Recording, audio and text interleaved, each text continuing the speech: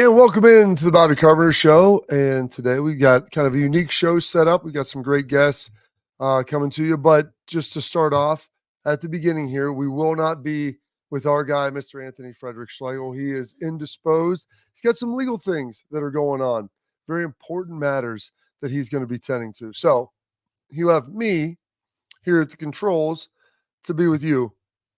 But fear not, we're going to have our guy, Joshua Perry, jumping in here with us, talking a little bit about the great matchups this weekend, a little bit about Ohio State, Nebraska, how he sees this, what he thinks the extra bye week, really letting the loser juice, if you will, as my good friend Nicole Cox put it, let that ferment. Nebraska is drinking some loser juice. Ohio State is drinking some loser juice, but theirs has been fermented. It's been sitting there for an extra week. So how will that play out? And it's a Thursday, so of course we'll have Ben Stevens from Sports Grid joining us, break down all the games this week and really let you wet your beak for some of the different things that are going to be going on. There's a lot of games, a lot of ranked on ranked matchups.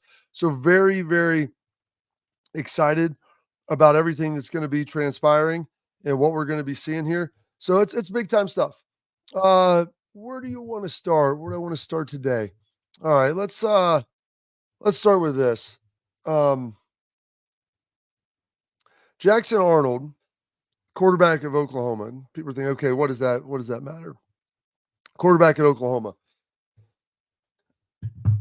Supposed to be the guy. And we'll rate this back pulling in through Ohio State. And this is going to be kind of the opening rant, maybe a little opening monologue here for you. He's supposed to be the guy at Oklahoma. They kind of forced Dillon Gabriel out. We saw what Dillon Gabriel has been able to do at Oregon. Done a heck of a job. Really good up there. Ohio State fans saw it front and center what Dillon Gabriel was bringing to the table. So it wasn't like he was chopped liver. He was a good quarterback that had played well. But they had this guy, Jackson Arnold, waiting in the wings. Everyone said, this dude's the second coming. He's going to be great. He's going to be fantastic. You're really going to love it.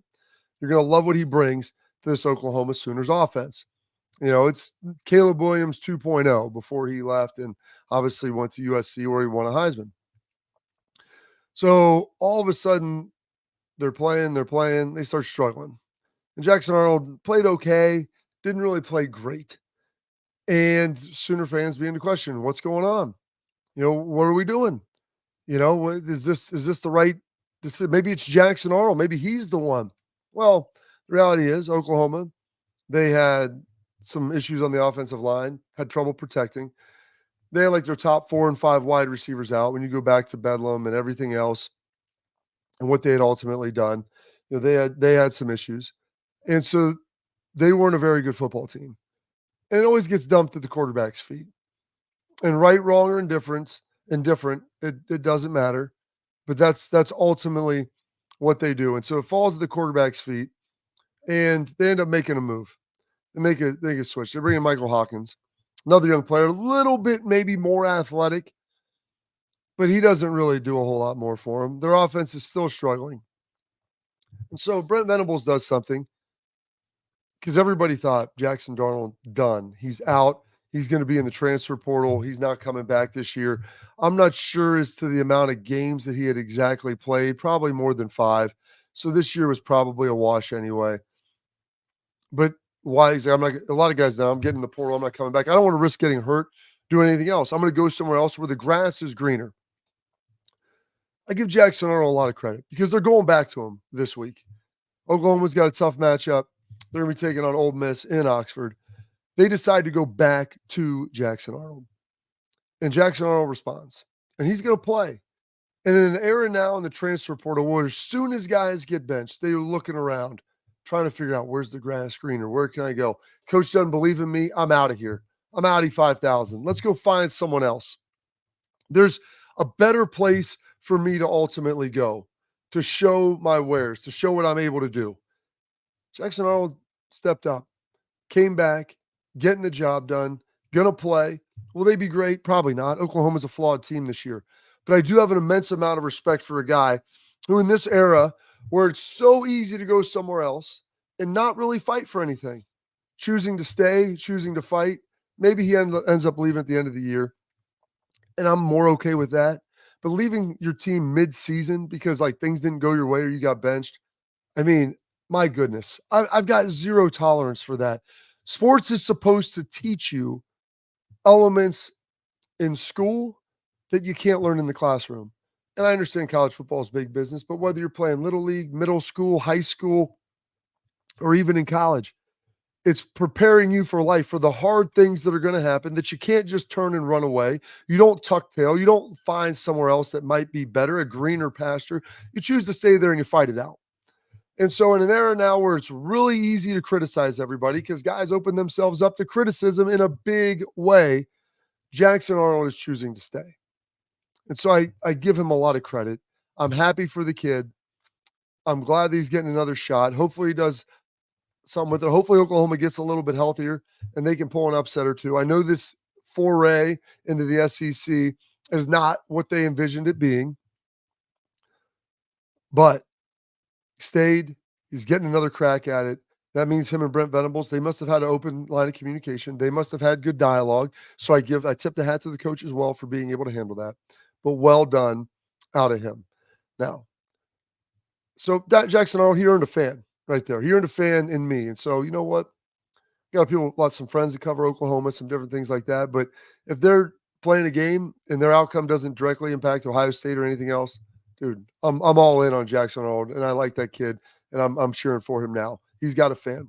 All right, our guy, he's been running around. You see him on the NBC desk on Saturday night. He's all over the place. He's got a podcast with Nicole Auerbach. I want to welcome in my dude, Joshua Perry, one of the busiest, hardest working dudes in showbiz. It's like the third time I've talked to him this week on a third different show. Doing a fantastic job. Joshua, how are we doing? How is our guy, Tim May? Dude, Tim May gets you every time. You know, we have a schedule. We have a schedule. It's partially my fault. I asked him a couple questions before we got into it. Should have known better. But no, things are all well. This is our third conversation here, third different program, which means my boy Bobby's out here with some JOBS, which is a phenomenal thing. So happy to be joining you. Well, I appreciate it, Joshua. You'll understand one day. I mean, you've got a couple of brothers. So your dad and mom were out there grinding, trying to make sure you guys had a great life and a better life than they had. And hopefully you've earned that life, and now you're going to try to elevate that for your child. And kids are expensive, as you are beginning to find out. Yes, they are. Yeah. So, you know, my youngest son went to Disney with my wife, and they're like, well, why didn't you go? I go, someone's got to stay back and work. Like the Disney bill ain't getting paid by itself now. And if you've ever gone to Disney, one day you will, Joshua, you'll realize that the greatest trick that they ever sell people is they tell you it's magic, but the real magic is when you walk in there, they got your hands all up in your pockets and they're pulling out every dollar bill that you got, and you don't even really know it till you leave. All right. So Maddie took her sisters to Disney last year. So they all went to Florida, and you know, I like to be on top of the finances. So the boys checking through the bank account and looking at different things, making sure everything's cool. And I see a vending charge and it's like, you know, $10 or whatever. I'm like, vending charge, $10. I'm like, what is this? We got a bottle of water. Yeah. Oh, a bottle of water. And that's what they do to you down there. I'm not going. It's magic water, Joshua. That water is going to make you smarter, make you fly. It's like Peter Pan pixie dust. So the most magical place on earth is 100% Costco. Yeah. Well, because you can get large quantities of food. Exactly. Great things at a discounted price. And that's really what we're looking for here. Bulk volume buying. We got a nice bulk slate of games this weekend, man. We do. It is terrific. We'll start here right off the top with Ohio State, Nebraska. Both these teams coming off losses. Ohio State's had to drink that fermented nastiness for one more week.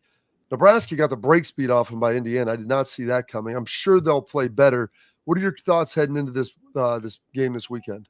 Well, I'll tell you this, is coming off of a loss, I feel like the best feeling is to play the next week so you can get some of that out of your system. When you're Ohio State, you got to sit there, like you said, you drink the fermented water for a week or so. You're hitting your own players. So I think there's going to be intensity when they get out on the field. I can't wait to see it. Listen, we know what the issues were. We know what the questions that were asked were for this week is number one, the end of the game there. I think a lot of people wanted clarity on that. You'll never see me pointing the finger at Will Howard for the way that game ended. It was a very unfortunate situation. I also thought he played his tail off. And so the offense, they need to continue to do what they had been doing. Certainly the run game, I wish it was a bigger factor in the second half of the Oregon game. That's got to get back on track, but I'm solid there. There were a lot of questions this week about the defense and some of the looks, how they can get more pass rush. Do you continue with the 4-down looks? Things of that nature.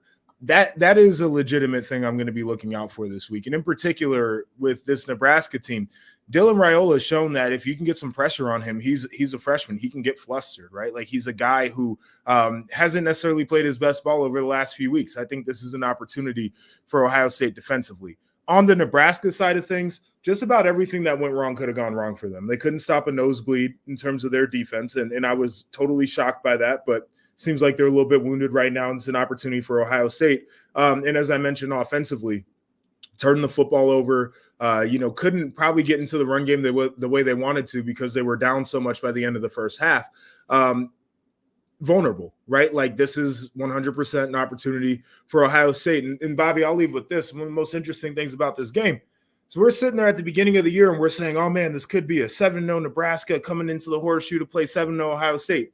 Neither one of these teams are there right now, but I still think there's a lot riding on this one for either fan base. Well, there's not a whole lot of undefeated teams left in college football in general. A couple left in the Big Ten, a couple still on Ohio State's schedule as well that they'll be taken care of. Someone asked me this, Joshua, and so I'll pose the same question to you. Is this Nebraska team, like as they're currently constructed, 5-2, lost to Illinois, then obviously Indiana happened last week, but it's still a pretty good team. Is this the perfect team for kind of a get-right game before you go to Happy Valley? Yes, I think so. Because I do think that it's a good team still. Like, defensively, I think their DC, Tony White, is one of the best coordinators in the country. I think offensively they can present some challenges if you're not careful. So it is a good get-right game because there are a lot of upsides, and you probably feel good walking away with the victory in that game. But they're still vulnerable, so you should be able to win the game pretty handily. I do want to say this on the Nebraska side is it gets a little bit weird for them after this one. I think their next game, and I'm trying to find it right now, they've got UCLA and then a bye, and then after that it's USC, Wisconsin, Iowa remaining. So this is a pretty big one for them, and then even the week after with UCLA, they've got to try to find wins because the end of their schedule gets a little bit rough. So all in saying that, people might look back and be like, I don't know about this one, but in the moment it's going to feel like a good get-right game. It should be. And that's what I'm saying. They're good enough. That's what I like. Like, they're good enough to challenge you, but it also should be a game that you're at home.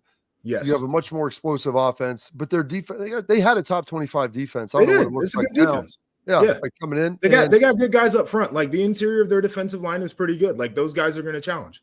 And somehow Indiana was able to get massive pressure. So hopefully Ohio State will take a look at that, take a peek, and say, I'm not saying bring 6 or 7 every play.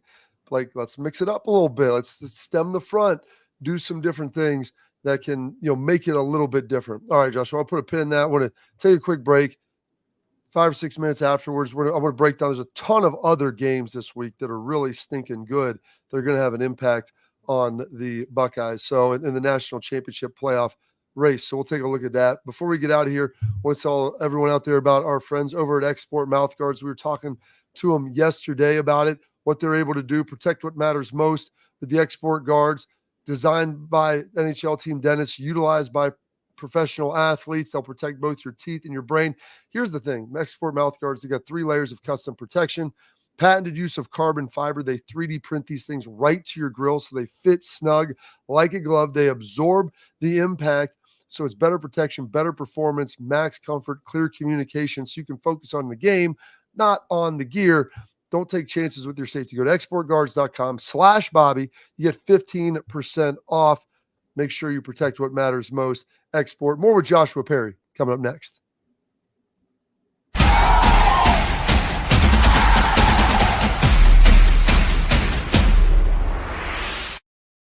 We were called soft last year. You don't want to be soft, especially when you come to the playoffs. So that's going to be a process throughout this season of establishing us as a harder team here in the.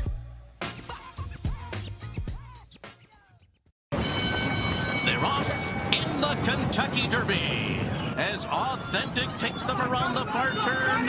Tis the Laws making his move now, and they're into the stretch. These two stride for stride. Authentic, tis the Law. Here's the wire. Authentic has won the Kentucky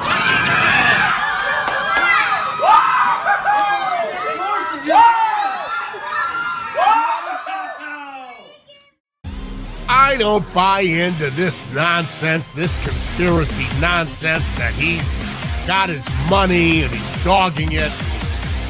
That's ridiculous.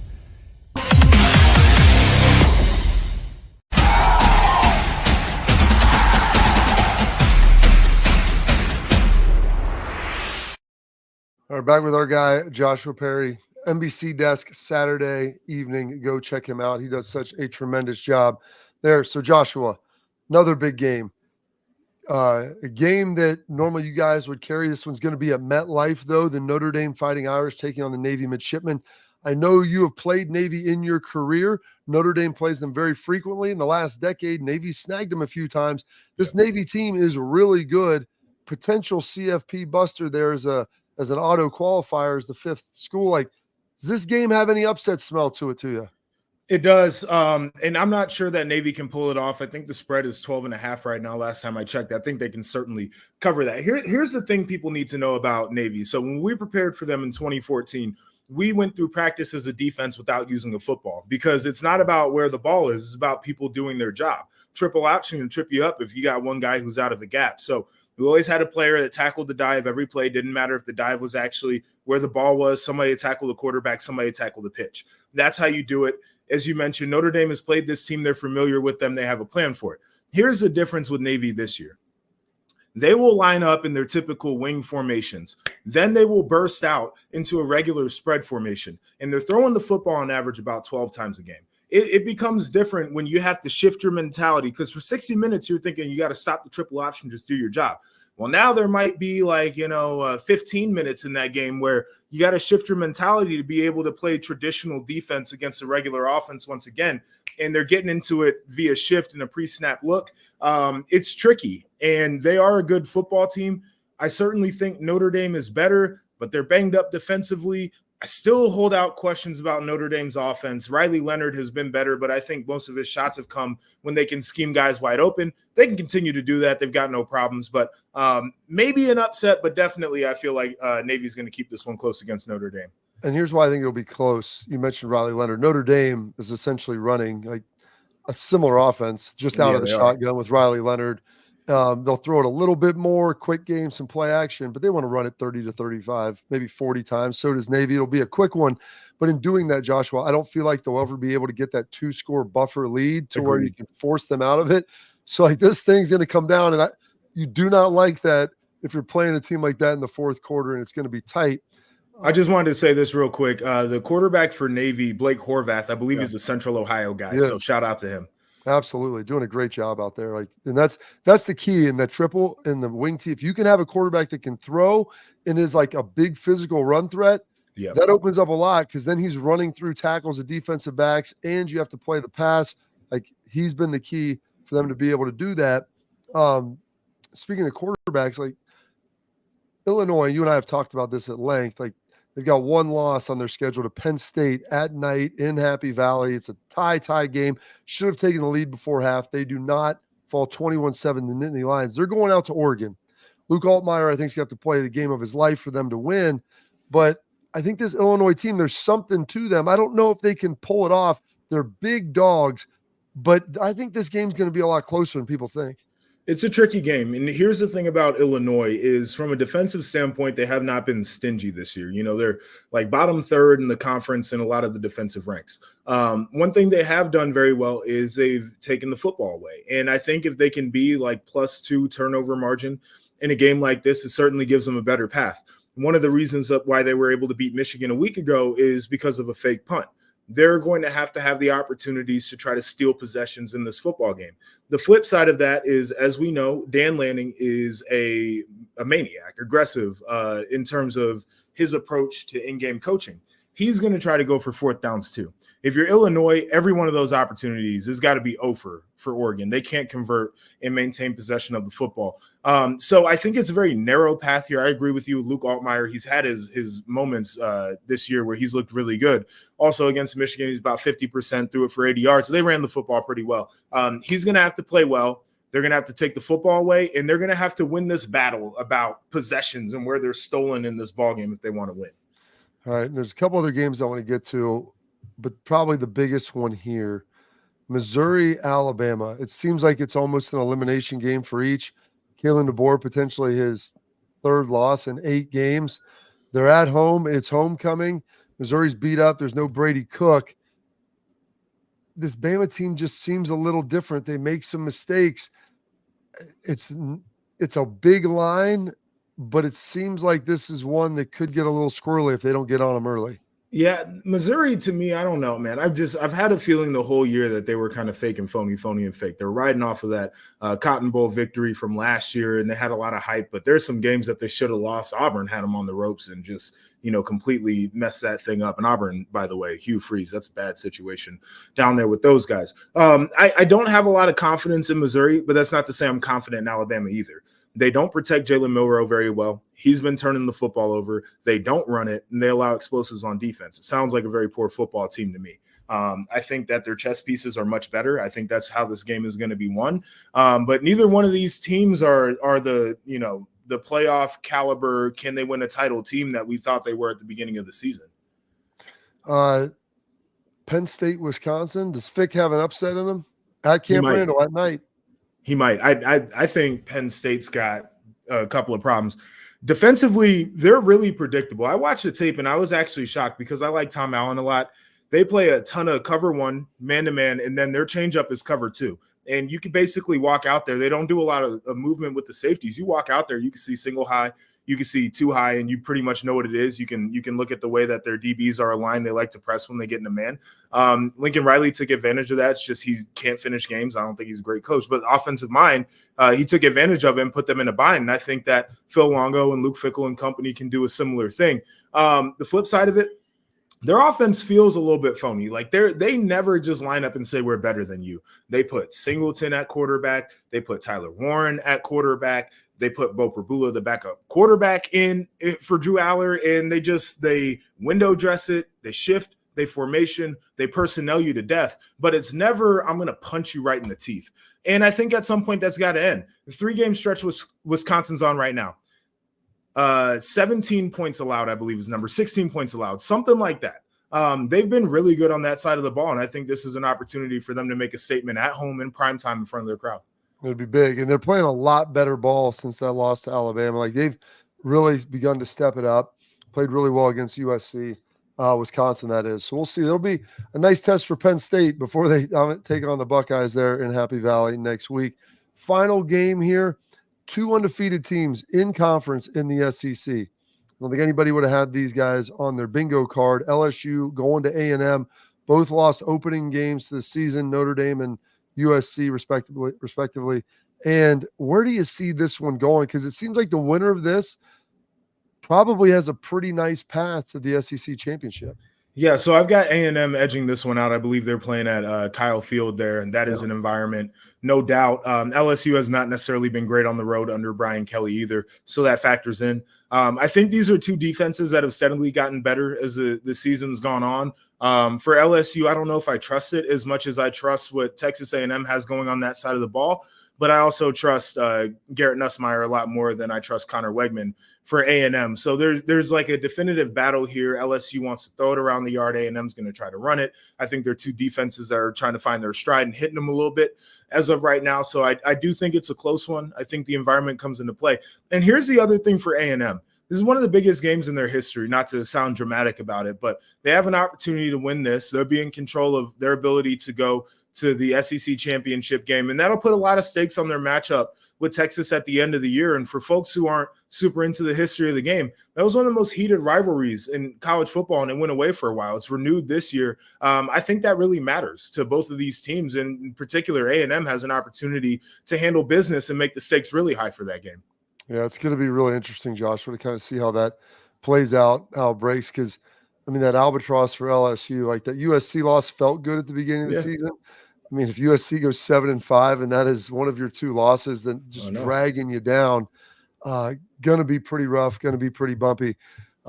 Should be a good slate, though. I mean, college football never disappoints, Joshua. I don't want to keep you too long, man. I appreciate you spending some time bailing me out today when my guy Schlegs is middle of depositions and all kinds of nonsense, handling Courtroom stuff. schlegs, baby. Exactly. I want to get a copy of that afterwards. I and do watch too. them and they're sweating, Do handling you everything. think he's taking the Lil Wayne "I do not recall" approach, or what do you think? Listen, you know Schlegs as well as I do, Joshua. Like, he's about one of the most honest guys you're going to find, and he was like, "Bump it. I'm going to tell them exactly what it is, exactly why things happened. If people don't like it, then they can say whatever. But this is what I saw happen. If you don't think it is true, then that's on you. But this is like," I said, "Dude, do it. Like, that's it. Like, you may tick off everybody so that no one wants you in the trial, and that'll be perfect because then you'll get your time back." Have you ever been deposed before? I have not, and it doesn't sound like it feels all that good. I was deposed for a workers' comp case. Ooh. Yeah, they ask you every question and they try to just create inconsistencies. That's Yeah. where the "I do not recall" comes in, because they would ask me something very specific from like 6 years ago, and I'm like, I'm not gonna guess because y'all are gonna hold it against me. Yeah. Well, maybe that's what Diddy will do in his depositions as well. Nah, Don't recall. listen. When this is a different thing. When the feds are coming, they got a case. They already got the evidence. Well, I mean, Joshua, it's a slippery situation. We'll leave it Don't at do that. Hey, you have a great weekend. Hey, thank you, Joshua. We got our headlines coming up here next on the Bobby Carpenter Show.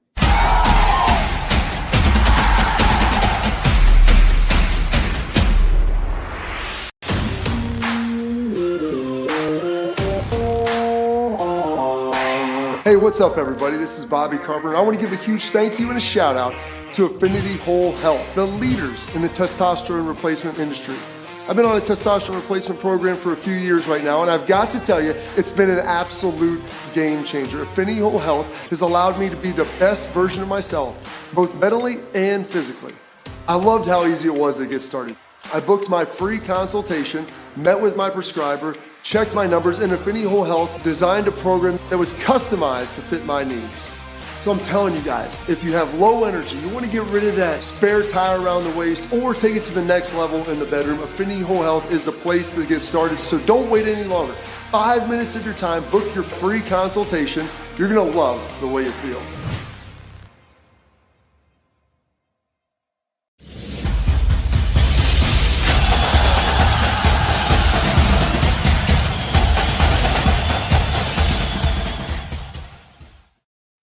All right, welcome back into the Bobby Carpenter Show, and now we got our headlines for you. Our headlines, as always, are brought to you by our friends over at Affinity Whole Health. I've been a patient there for 7 years. They've got solutions for all of you. If you want to try to start feeling your best, they can customize a treatment plan directly for your needs. Guys, gals, whether you want weight loss, muscle gain, you're having trouble sleeping, whatever it might be, they can help you with their expert guidance. But what you do, you go to one of their facilities. First of all, you go to AffinityWholeHealth.com and register, set up your free consultation. You go in there, they run a full workup on you, take some blood, check out your body, figure out where you're at. Then they customize a plan directly to your needs. Here's the best part. They'll ship that to your house within 2 days of the visit. You don't have to go back in office for treatment, so you're going to save a ton of time. That's why I love it. It's super convenient, and it's worked for me. So go to AffinityWholeHealth.com, set up your free consultation today, whether you're Columbus, Cleveland, Indy, Chicago. They got offices everywhere. Go check them out. All right. Want to start off with this. Some rough news for Ohio State. We'll start off with the Josh Simmons situation, as we can throw that up there. Pat, kind of confirming what everybody already knew, that Simmons is going to be out for the year. The left tackle for Ohio State, looked like he injured his knee during the Oregon game. Probably something pretty significant. It was non-contact injury, did not look great. So he's going to be out for the year. So that's going to be tough on this Ohio State line. Now, Zen Mahalski came in and played really well and did a good job in relief of him. Came into a hostile environment, looked good doing it. Now people are going to have film on him. Nebraska's got a good defensive line. Maybe not quite as good as Oregon's, but they're going to look at him. They're going to target him. And people are going to attack him for the next couple games to see what they're going to be able to do. Josh Simmons, really good player, probably a top 2 or 3 round draft pick for sure coming out this year, maybe top 2. We'll see what his future ultimately holds, but some rough news there for the Buckeyes as they move forward. Some other injury news that isn't as great. this time involving safety Lathan Ransom, who's had a rough injury history at Ohio State. Lathan joins the show all the time. He was here on Monday. Unfortunately, that show had some recording issues. We can throw that up, Pat, about Lathan and what he's going to be battling. And they say he's day-to-day now. You know, he's had a number of injuries, broke his leg when he was younger. He had the foot issue last year. I think he said shoulder stuff. He's had a number of things. And so he is the leader. He's the signal caller in the back. Him and Caleb Downs get that thing lined up. So if he can't go, it'll be interesting to see how they kind of change that up. Malik Hartford came in for him last year when he was hurt. You got Lorenzo Stiles, who also plays some in the nickel. Maybe you could roll back Jordan Hancock. But the good news is they've got Jermaine Matthews even. You can slide in and find a way to get that done. So a couple of options there that we can figure out. All right, we're going to take a quick break. We'll come back. We got a little bit of tailgate talk I want to get to here after this, and then Ben Stevens will be on deck here on the Bobby Carpenter Show.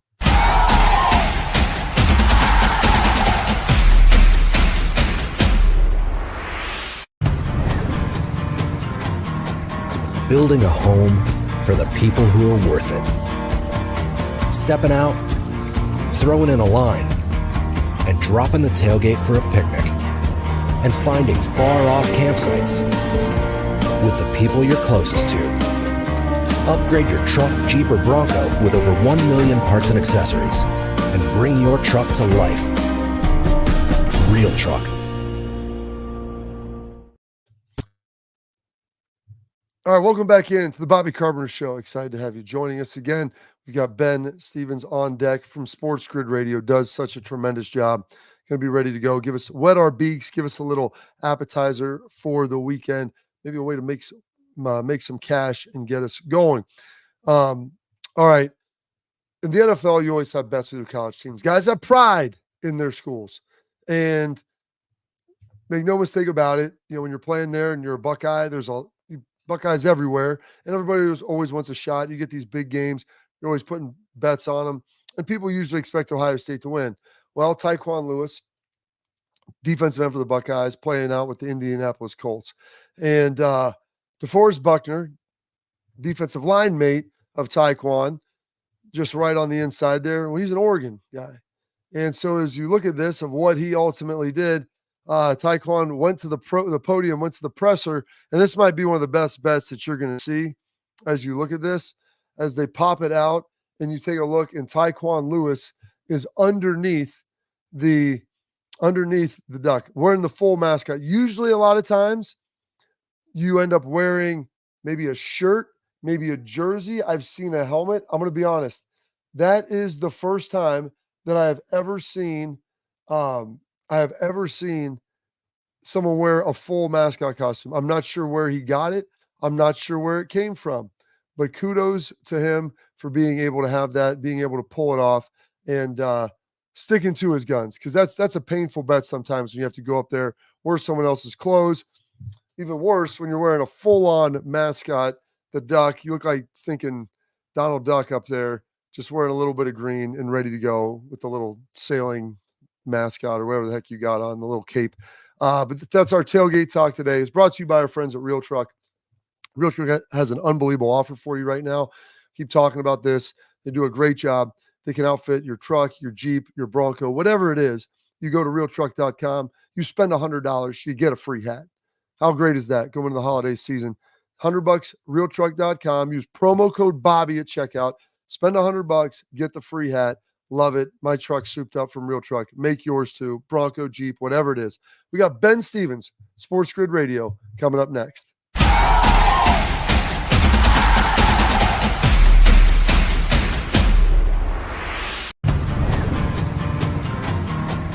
Building a home for the people who are worth it.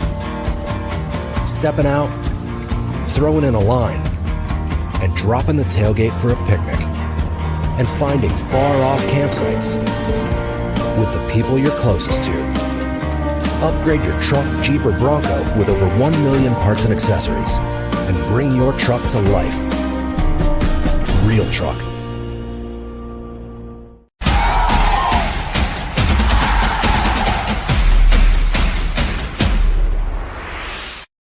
Welcome back into the Bobby Carpenter Show, and We got my guy, Ben Scott Stevens, on Twitter. Give him a follow. He will make you a smarter sports fan, and he's going to give you the details you need to help make a little cash on the weekends. Give him a listen on Sports Grid Radio as well.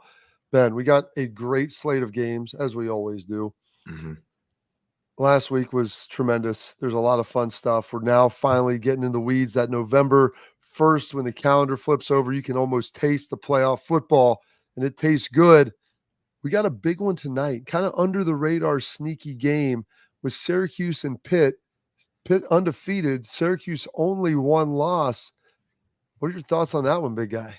Bobby, a big one, right? And we have seen undefeated teams already this week. The 10 that entered week number 9, completely unblemished. Already one go down in a historic way last night. Liberty getting beat by Kennesaw State as a 27-point road favorite against the Owls. Might it happen tonight in a highly competitive ACC affair with my Syracuse Orange visiting Pittsburgh? We'll see. I do think we see some points, though, between two really good offenses and two incredibly productive and prolific quarterbacks. What 𝗟𝗑𝗩𝗘, the 31-year-old offensive coordinator, has done for Pat Narduzzi and this Pitt football program cannot be overlooked or overshadowed this year. He has turned Pitt into a high-scoring team. The Panthers, though, had allowed 24 or more points in its 3 non-conference games against FBS foes. They've allowed 24 or less in each of its 2 ACC games this year. But that's where you bring in Syracuse, where Kyle McCord, of course, of Ohio State lore, who has been great this year in Central New York for Fran Brown and this SU offense, has been absolutely balling out. Trebor Pena might not play tonight for SU, kind of that primary receiving option, along with the tight end and Aronde Gadsden. How does that impact this SU offense? That remains to be seen. But Bobby, a total in the low 60s at 60, 61 and a half. I think we see some points tonight. I think both teams can push toward the 30s. If that's going to be the case, I think we see some offensive action. Pitt, by the way, 6-0 for the first time since 1982, 5-1 against the number they had covered in their first 5 games this season. But Syracuse has won outright in each of its 2 games as an underdog so far this year. Oh, wow. Yeah, about a touchdown underdog there for the Cuse. So it'll be interesting to see the Orange Men, what they're able to do if they can pull the upstart. Pat Narduzzi has them playing pretty well. And Holstein, their quarterback, you got to love him. He's very, very talented freshman for the Panthers. Dive right into this Nebraska-Ohio State game. You know, the line opened up for a 5-2 Nebraska squad, Ben, that's played pretty well. Pretty monster line in this. Are there any elements that you like out of this game? Yeah, Bobby, it is so fascinating looking at this game because entering last week's slate, of course, the Buckeyes on the bye. Nebraska expected to compete with unbeaten Indiana. They got absolutely shell-shocked in Bloomington by the Hoosiers. The line was only 20.5, still about 3 touchdowns in favor of Ohio State for this final Saturday in October. But now you add on 5 points just based on how terrible the Huskers looked on Saturday in Bloomington. And if you see what Indiana's offense can do to Nebraska, then you would expect Ohio State's offense to do the same. Nebraska had not allowed a single rushing touchdown all year before last week against IU. They gave up 5. They gave up 1 on the opening offensive possession, and it was never the same. That was my biggest thing for the Huskers because entering the game, Bobby, Nebraska only ranked in the top half, not even top 3, top 5, top half of the Big Ten out of 18 teams in the conference in one key offensive metric. That was passing yardage output. Raiola last week, you wouldn't expect much out of the freshman in a tough road spot, but it was bad. 234 yards, fine. 0 touchdowns, 3 interceptions. We saw Heinrich Harburg get in that game as well.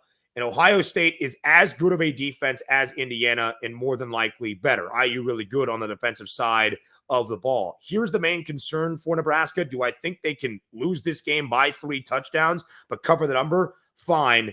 Do I want to bet a team that I don't expect to be all that competitive in this matchup just because I think they can lose by 24 and not 26 plus? Not necessarily, Bobby. Truly not. The Huskers under Matt Rule, 0-5 against the spread, against ranked competitions, not covering by an average margin of 20.8 points per game. Matt Rule is building this program up. A lot of people unhappy with the result last week in Lincoln. Completely understandable. Give him some grace. It has not been good, though, against ranked foes. I'm not so sure that changes Saturday in Columbus. Yeah, we'll see. They got to get bowl eligible. They're 5-2. Probably not this week, but they'll be pushing towards it. Another noon kick, ABC MetLife out east with you. Huge game that I don't think anybody anticipated earlier. Navy Notre Dame and the midshipmen, they've snagged them a couple times here in the last decade. And I see a number that's about 2 touchdowns, Ben. And to me, I look at this like Notre Dame, they don't have some explosive offense. They're basically Navy from the gun with Riley Leonard with what they're doing. Yeah, Riley Leonard, Bobby, who had thrown for 163 yards or less in the first 5 games this year for the Irish, with 3 touchdown passes and 2 interceptions, has now thrown for more than 200 in the last 2 weeks. It feels like a revelation, but still not more than 230. And he doubled his touchdown output 2 weeks ago in their matchup against one of the worst passing defenses in the country in Stanford. To your point, both of these teams are going to look to run the football, and their quarterbacks are going to do a majority of the running. Riley Leonard has been sensational this year. He has scored in every single game except for one. But Blake Horvath on the other side has been so good for the Naval Academy as well. And Bobby, not just on the ground, surprisingly enough, Navy right now is averaging 161 passing yards per game. The last time the midshipmen averaged $125 or more passing yards on average throughout a season was way back in 2016. Horvath has thrown for at least 112 yards in all 5 games for the midshipmen against FBS competition. And Navy is covered in every game against an FBS foe, a perfect 5-0 against the spread. Total 51.5, probably a little bit higher than you would expect for a matchup between Notre Dame and Navy, especially with 2 teams that are predicated on the ground with the way the offenses roll. But Bobby, the Mids are the 4th best scoring offense in the country, averaging 44.8 points per game. Navy is the only team in all of college football that has gone over in every single one of its games this year by an average margin of better than 16 points per game. I actually think Navy covers if this becomes a high-scoring game, forcing Notre Dame to keep pace offensively, 28-20, 28-24, pushing us over 51.5. Notre Dame, though, I should say, against non-MAC opponents this year, also a perfect 5-0 against the spread. So happy that Navy plays in the American. That's good. So you're telling me the first 5 weeks of the season, Riley Leonard was basically a quarterback at Navy with what they were putting up. Okay, that's good. 161 to 163 through the air. Illinois, Oregon. Nice little matchup there. And I think that this is another huge number. And this Illinois team played Penn State really stinking tough too. I feel like this is a stretch spread on this, Ben. I can't figure out why. Yeah, again, Bobby, I think it's one of those spots, kind of like Nebraska and Ohio State. We see these big 3 touchdown spreads in some critical games in the Big Ten title race this weekend, that the old adage goes, if you're unwilling to believe an underdog can win outright, there is no point in betting them. Because if you are betting Nebraska to lose by 24, but the spread's 25.5, it's not comfortable. If I think Illinois loses by 17, but the spread is 21.5, it's not comfortable.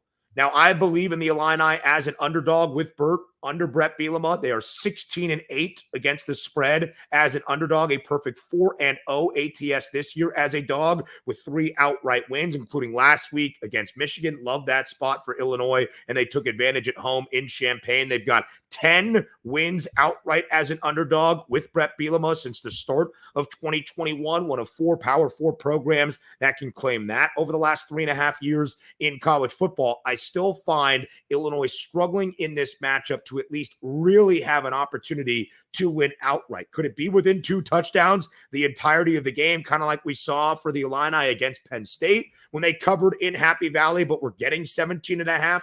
Sure. Here's the way I would approach this game more than anything, though. Jordan James, Oregon's running back, has been sensational. Dylan Gabriel is getting the Heisman conversation, and rightfully so. Last week, Jordan James had 10 carries for 50 yards, basically played the opening half against Purdue, had 2 touchdowns. So, that's good, man. Take a seat. Good workout here this week against the Boilermakers. He has been sensational in Big Ten play outside of that. In the first 3 for the Ducks, 103 rushing yards on the ground at bare minimum and a touchdown. The Illini, we think, predicated on defense, not so much this year stopping the run. Third worst rushing defense in the Big Ten. I would look to Jordan James in his rushing yards prop if you wanted to find a way to get in with Oregon, who should win this game comfortably in Autzen. Am I going to lay 3 touchdowns against Brett Bielema and the Illini as an underdog? No, I'm not.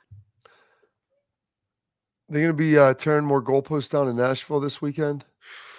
Have you started to see the trends, Bobby? What's been happening here? Vandy gets Alabama after a big win against Georgia. Vandy gets Texas after the tough loss against Georgia. Vandy will end its year against Tennessee after Tennessee plays Georgia. There's a lot to like about this Vandy team, but the odds makers expecting Texas to show its resolve. Line was 17.5 early in the week. Now it's already up by a point, 18.5. If this game closes closer to 20, I could understand it. Bobby, it's always a very interesting thing in the handicapping perspective because you can trust the trends and what you have seen all year long, but still look at a number and think, this is the week it stops. You don't really want to bet against the trend, but maybe you avoid betting with the trend, if that makes sense. Vandy is 4-0 against the number, much like Illinois as an underdog this year, with 3 outright victories as well. What 𝗟𝗓𝗩𝗘 might be able to do to this Texas defense that has not been great defending the run this year. Trevor Etienne,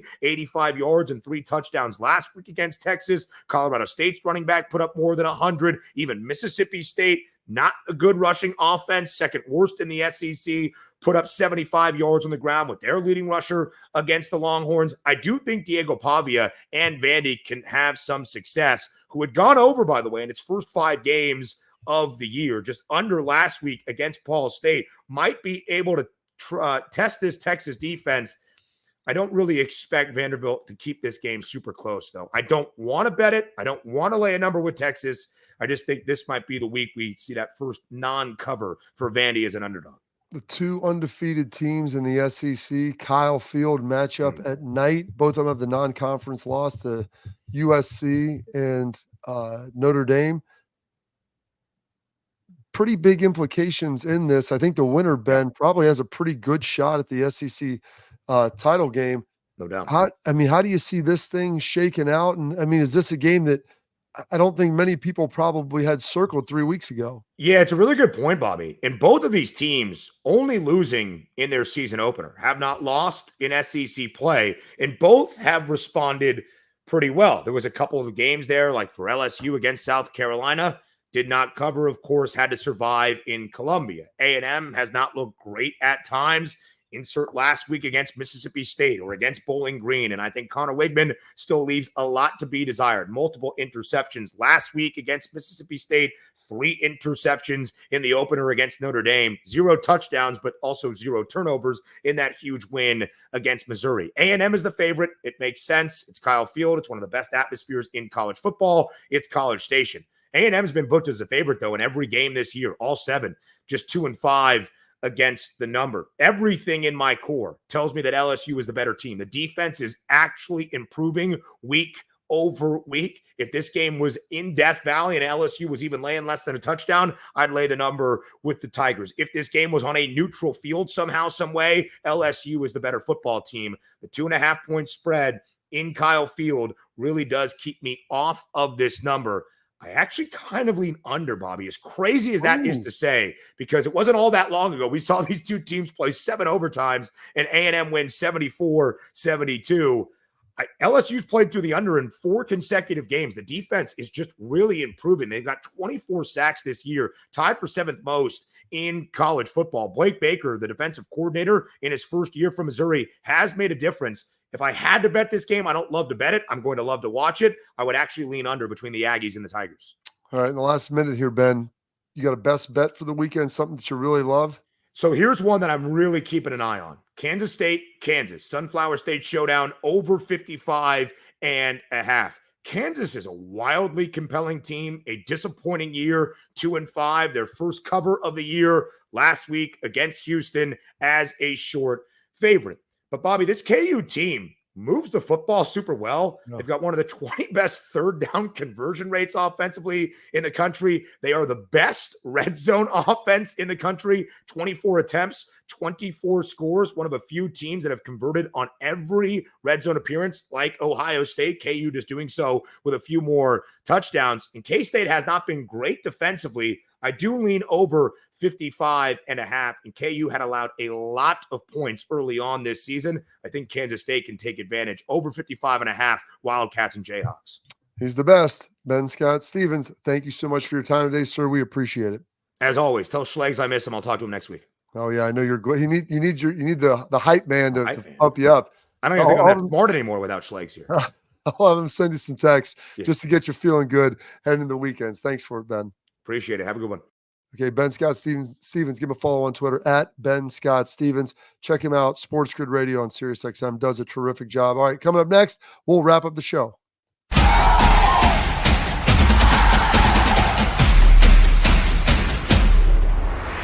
We were called soft last year. You don't want to be soft, especially when you come to the playoffs. So that's going to be a process throughout this season of establishing us as a harder team here in the I'm Garage Beer, and this is Bobby Carpenter. Garage Beer. Beer-flavored beer. Beef with an F? Okay, my bad. It's crisp and cool, and it doesn't taste like... I'm Bobby Carpenter. I drink in garages because my wife says I don't belong inside. If you like a cold breeze on your bag, drink Garage Beer. It's American, and so can you. Garage Beer. Beer-flavored beer.